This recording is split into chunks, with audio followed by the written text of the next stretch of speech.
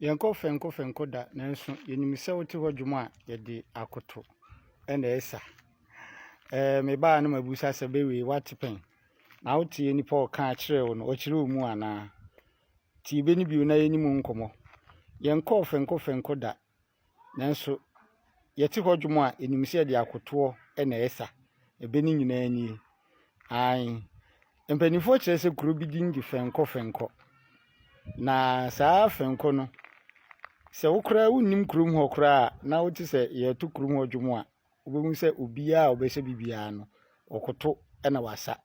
fise din na ye de amakuro ne fen kire se obi okoto ho eti twika se metimi ka se wo fen ho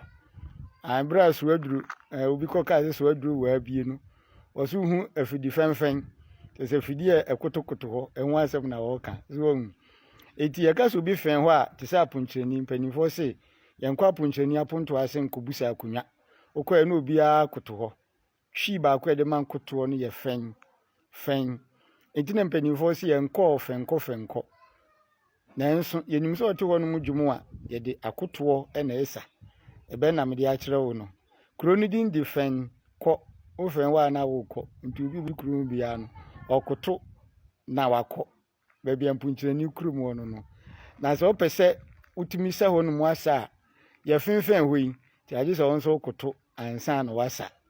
so ati benase mami sisu bi onchiro yenko fenko da ana yenko ho pen